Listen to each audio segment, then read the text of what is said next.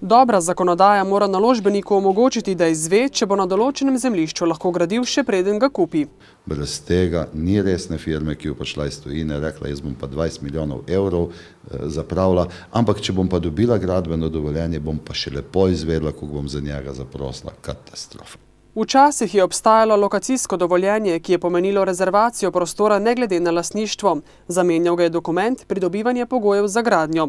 Pristojni minister pa napoveduje, da bodo tudi to ukinili, kar kaže na nerazumevanje področja, pravi Žigante.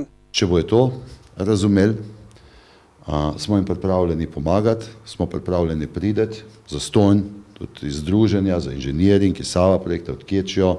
Boljša prostorska zakonodaja bo Slovenijo dvignila na lestvici konkurenčnosti. Brez novih naložb bo pozabljeno bogato panožno znanje.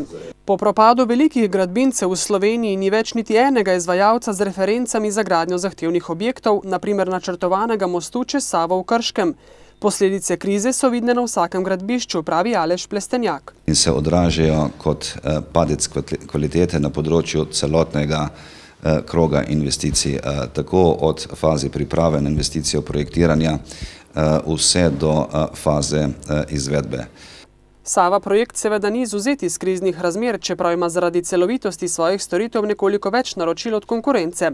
Vendar delajo krepko pod ceno, nad vodo pa se držijo zaradi rezerve, ustvarjene v obdobju debelih krav, pravi direktor Žigante.